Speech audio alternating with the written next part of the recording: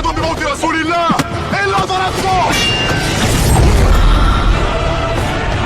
جئتك أؤمن بالله وبرسوله وبما جئت به فقد أعذرت إليكم وأعذرتموني.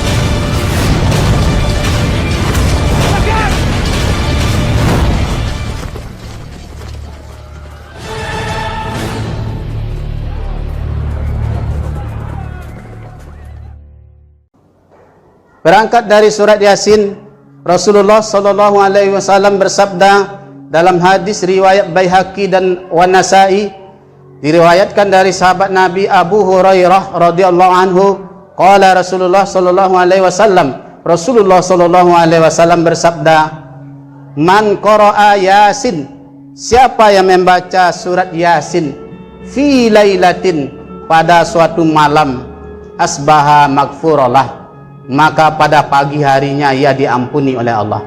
Man qara'a Yasin fi lailatin, siapa yang membaca surat Yasin pada suatu malam, apakah malam Kamis, malam Jumat, malam Senin, malam Selasa, pokoknya suatu malam, asbaha maghfurallah, pada pagi harinya dia diampuni oleh Allah. Dibaca pagi, diampuni malam oleh Allah Subhanahu wa taala. Di dalam Al-Qur'an surat Yasin yang sering kita baca itu ada kata yang diulang oleh Allah 3 kali. Kerana begitu dalam maknanya Allah mengulangnya 3 kali. Yang pertama ayat 32, wa in kullun lamma jami'un ladaina muhdarun, dan setiap kamu, setiap umat, kata Allah, semuanya akan dihadirkan di hadapan Allah. Kemudian ayat 53, in kanat illa sayhatan wahidatan fa izahum jami'un ladaina muhdarun, teriakan pada hari kiamat itu hanya sekali saja, maka seketika itu kamu semuanya dihadirkan di hadapan Allah untuk dihisab. Kemudian pada ayat 75, la yastati'una nasrahum wa hum lahum jundum muhdarun, berhala-berhala itu tidak akan dapat menolong kamu sedikit pun, bahkan berhala-berhala itu akan menjadi tentara yang dihadirkan di hadapan kamu. Kata yang diulang oleh Allah dalam surat Yasin 3 kali itu adalah kata-kata muhdorun. Muhdorun berasal dari kata hadirun, artinya hadir, sedangkan muhdorun artinya dihadirkan.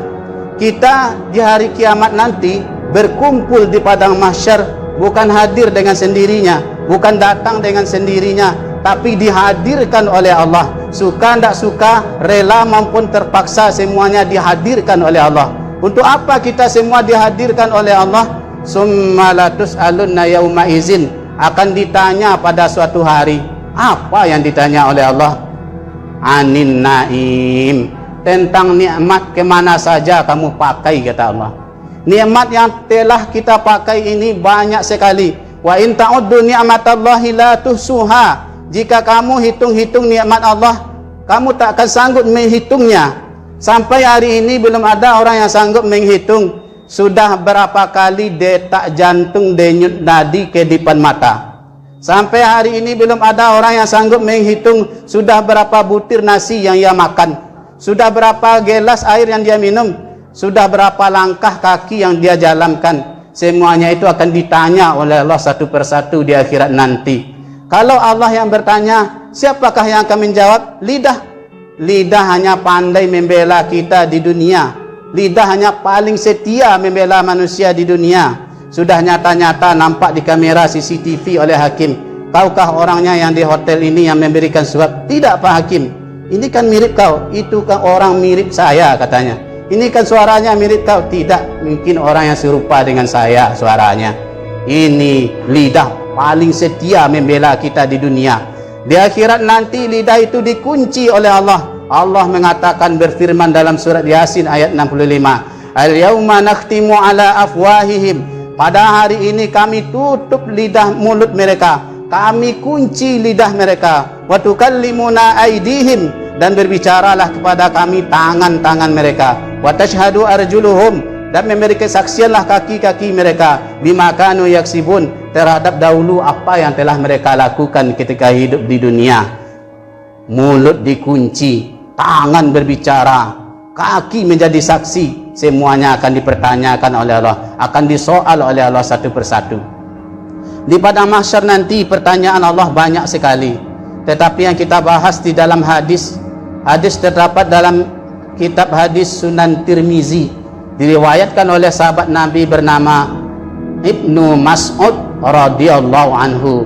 Qala Rasulullah sallallahu alaihi wasallam, Rasulullah sallallahu alaihi wasallam bersabda, la tazulu qadama bani adama yaumal qiyamah indi rabbih, tidak akan beranjak, tidak akan bergeser kaki anak Adam di hari kiamat nanti di sisi Tuhan mereka, hatta yus'alu an khamsin, sampai ditanya 5 hal.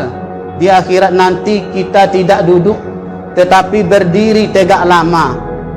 Apa maknanya? Kenapa kita tidak dipersilahkan duduk oleh Allah? Ini bermakna bahwa kita manusia ini bukanlah makhluk yang mulia di hadapan Allah Subhanahu wa taala, maka kita tidak dipersilahkan duduk oleh Allah. Sampai kapan kita berdiri tegak lama? Hatta yus'alu an khamsin, sampai ditanya 5 hal. Apa pertanyaan Allah itu? Yang pertama, an umrihi fima afnahu, umurmu kemana saja engkau habiskan, umurmu kemana saja engkau pakai. Nikmat yang pertama kali ditanya oleh Allah di padang mahsyar nanti adalah nikmat umur. Sejak kapan manusia itu mendapat umur? Rasulullah sallallahu alaihi wasallam bersabda dalam hadis sahih Bukhari dan Muslim, inna ahadakum yujma'u khalquhu fi batni ummihi arba'ina yawman nutfah, sesungguhnya tiap-tiap kamu dikumpulkan penciptaannya di dalam rahim ibumu selama 40 hari dalam bentuk nutfah. Summa alaqah misla zalik, kemudian nutfah tadi menjadi alaqah selama 40 hari pula. Summa mudghah misla zalik, kemudian nutfah tadi menjadi mudghah selama 40 hari pula. Summa yursalu ilaihi malaku fayanfukhu fihi ruha, kemudian Allah mengutus malaikat untuk meniupkan ruh ke dalamnya.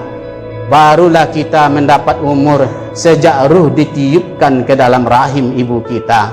Maka ada yang meninggal sebelum lahir, ada yang meninggal setelah lahir, ada yang meninggal di waktu muda, ada juga yang meninggal sampai tua, sesuai dengan batas umur yang diberikan oleh Allah Subhanahu wa taala. Apa makna umur? Umur berasal dari kata bahasa Arab amara ya'muru umrah, artinya memakmurkan atau meramaikan. Banyak kata umur dalam Al-Quran, seperti dalam Quran surat At-Taubah ayat 18, innama ya'muru masajidallah man amana billahi wal yaumil akhir, sesungguhnya orang-orang yang memakmurkan masjid Allah adalah orang yang beriman pada Allah dan hari akhir. Makna umur di sini adalah memakmurkan atau meramaikan. Seharusnya yang banyak kita ramaikan dengan umur yang telah diberikan Allah kepada kita itu adalah masjid, meramaikan masjid daripada pasar. Seharusnya yang banyak kita ramaikan surau daripada lapau. Maka nikmat umur adalah nikmat pertama yang diberikan, yang dipertanyakan oleh Allah di padang mahsyar nantinya. Yang kedua, pertanyaan Allah yang kedua adalah wa an syababihi fima ablahu, masa mudamu kemana saja engkau habiskan. Allah kembali mempertanyakan berkaitan juga dengan masalah umur, tetapi pada masa muda. Kenapa Allah mempertanyakan masa mudamu kemana saja engkau habiskan? Di waktu muda orang sering memperturutkan hawa nafsunya. Di waktu muda orang sering lalai dan lupa beribadah pada Allah Subhanahu wa taala. Di waktu muda semangat berapi-api, jiwa labil, nafsu bergejolak, tetapi orang sering lalai dan lupa beribadah pada Allah Subhanahu wa taala. Allah berfirman dalam Al-Qur'an surat Maryam ayat 59, wa khalafa min ba'dihim adahus shalah, dan datanglah generasi muda pengganti setelah mereka, generasi yang menyia-nyiakan salat, wattaba'us syahwah, generasi yang memperturutkan hawa nafsunya, fasaufa yalqauna ghayya, kelak generasi yang perturutkan hawa nafsunya ini generasi muda yang akan tersesat nantinya. Allah sangat perhatian kepada anak muda. Buktinya ada 7 golongan anak muda, ada 7 golongan yang dinaungi oleh Allah di hari kiamat nanti. Di antara 7 golongan itu adalah anak muda. Hadis dalam Sahih Bukhari dan Muslim, sabi'atun, ada 7 golongan, kata Allah, yuzillu sabi'atun, ada 7 golongan yang dinaungi oleh Allah di hari kiamat nanti. Yuzillu yauma la zilla illa zilluh, dalam naungannya tidak ada naungan kecuali naungan Allah. Di antaranya adalah wasyabun nasya'a fi ibadatillah, anak muda yang tekun beribadah pada Allah Subhanahu wa taala. Ini pertanyaan Allah yang kedua. Pertanyaan Allah yang ketiga dan keempat, wa maluhu ainaktasabahu, hartamu dari mana kamu dapatkan, wa fima anfaqahu, dan kemana engkau belanjakan. Itu pertanyaannya yang keempat. Yang ketiga, dari mana engkau dapatkan hartamu dan kemana engkau belanjakan. Ada ujung, ada pangkal. Pangkalnya ditanya oleh Allah, ujungnya juga dipertanyakan oleh Allah. Kalau pangkalnya baik, ujungnya tidak baik, ditolak oleh Allah. Kalau pangkalnya tidak baik, ujungnya baik, ditolak oleh Allah. Apa contoh pangkalnya baik? Kita mencari nafkah, mencari harta dengan bersusah payah, memeras keringat, membanting tulang, mencari harta yang halal. Lalu kita belanjakan, kita belikan kepada bawa berjudi, kita belikan kepada BT, kita bawa bermaksiat, maka ini pangkalnya baik tapi ujungnya tidak baik, ditolak oleh Allah. Berat pertanyaan Allah di akhirat nanti. Dan kemana engkau belanjakan? Harta didapat dengan cara tidak baik, tapi dibelanjakan dengan jalan yang tidak baik, didapatkan dari hasil korupsi umpamanya, lalu belanjakan kepada yang baik, diinfakkan ke masjid, disodakohkan, disantuni anak yatim, ditolak oleh Allah. Innallaha thayyib, sesungguhnya Allah itu baik, la yuqbalu illa thayyiba, dan tidak akan menerima kecuali yang baik-baik. Bahkan dibawa pula naik haji ke Mekah, labbaik Allahumma labbaik, labbaik la syarika lak labbaik. Apa jawab malaikat? La labbaik wala sya'dait, tidak ada panggilan untukmu, hajimu ditolak oleh Allah. Ini tentang harta, di mana engkau dapatkan dan ke mana engkau belanjakan. Dan pertanyaan Allah yang kelima di akhirat nanti adalah wa ma'amila fi ma'alima, ilmumu sudah engkau amalkan atau belum. Ada orang yang menganggap yang banyak ditanya di akhirat nanti adalah para ustadz, para kiai, para guru. Semuanya ditanya oleh Allah. Kenapa orang beranggap demikian? Karena mereka dianggap orang yang berilmu. Tetapi para ulama mengatakan, al ilmu bi kasrati riwayah, ilmu itu bukanlah terletak dari banyaknya hadis yang kita hafal. Ilmu bukan terletak dari banyaknya hafalan Al-Quran. Orang yang berilmu bukanlah terletak dari banyaknya gelar kesarjanaannya. Orang yang berilmu adalah dapat menjadikan segala sesuatu menjadi amal. Semakin tinggi kualitas ilmunya, semakin banyak seseorang menuntut ilmu, maka dia semakin takut kepada Allah Subhanahu wa taala.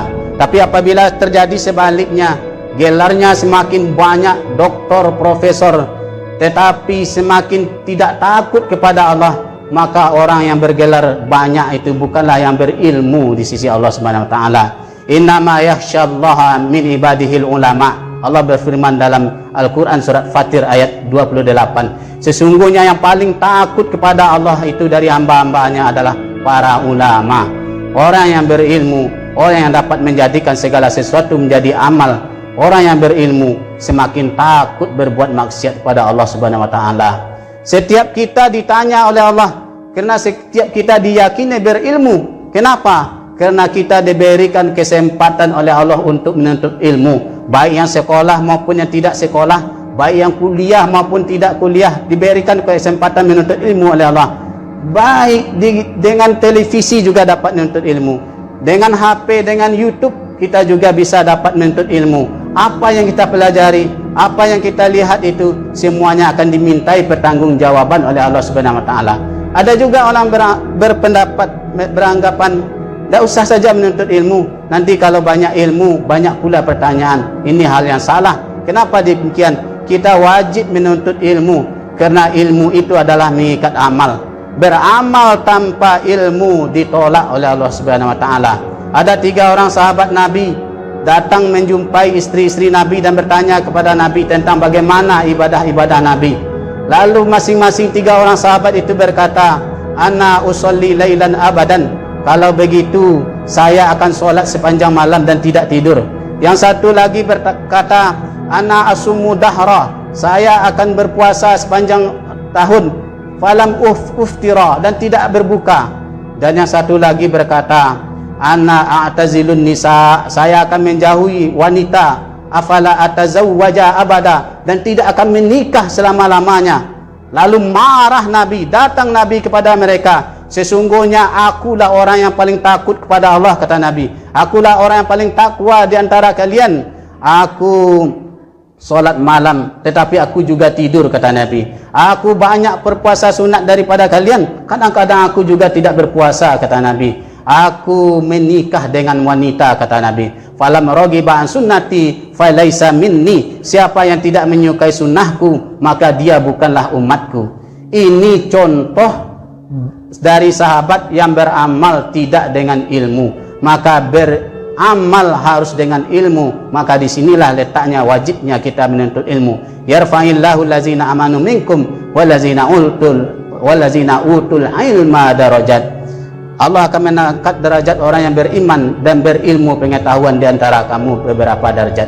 Inilah pertanyaan Allah, 5 pertanyaan Allah di akhirat nanti, pada hari kiamat nanti. Mudah-mudahan khutbah yang singkat ini bermanfaat untuk diri saya dan kita semua. Barakallahu li wa lakum fil Qur'anil Karim wa nafa'ni wa iyyakum bima fihi minal ayati wa zikril hakim. Innahu huwal barru raufur rahim.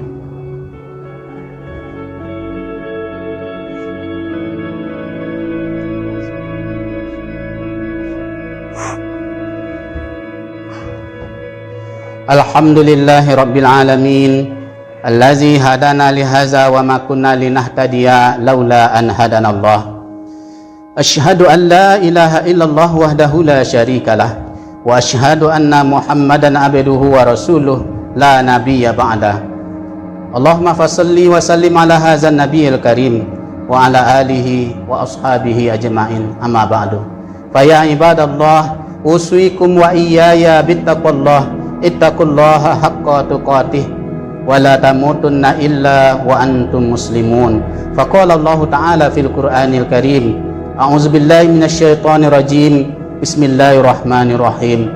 Wal 'ashri innal insana lafi khusr illa allazina amanu wa 'amilus shalihat wa tawasaw bil haqqi wa tawasaw bis sabr. Innallaha wal malaikatahu yusholluna 'alan nabi. Ya ayyuhallazina amanu sallu alaihi wa sallimu taslima. Allahumma salli ala sayyidina Muhammad wa ala ali sayyidina Muhammad kama sallaita ala sayyidina Ibrahim wa ala ali sayyidina Ibrahim wa barik ala sayyidina Muhammad wa ala ali sayyidina Muhammad kama barakta ala sayyidina Ibrahim wa ala ali sayyidina Ibrahim fil alamin innaka Hamidum Majid. Allahumma ighfir lil mu'minina wal mu'minat wal muslimina wal muslimat al ahya'i minhum wal amwats innaka ala kulli syai'in qadir. Allahumma la tada' lana zamban illa gharfatah wa la hamman illa farrajatah wa la dainan illa qadaitah wa la hajatan min hawaijid dunya wal akhirah illa qadaitaha. Rabbana inna nas'aluka ilman nafi'an wa rizqan wasi'an wa amalan mutaqabbalan wa shifaan min kulli da'in wa saqamin ya arhamar rahimin. Rabbana inna nas'aluka salamatan fid din wa afiatan fil jasadi wa ziyadatan fi ilmi wa barakatan fi rizqi wa taubatan qablal maut wa rahmatan indal mauti wa maghfiratan ba'dal maut. Allahumma hawwin alaina fi sakaratil maut wan najata minan nar wal afwa indal hisab. Rabbana atina fid dunya hasanah wa fil akhirati hasanah wa qina azaban nar. Ibadallah, innallaha ya'muru bil adli wal ihsan wa ita'i dzil qurba wa yanha 'anil fahsya'i wal munkar wal baghi ya'izukum la'allakum tadhakkarun wa la zikrullahi akbar.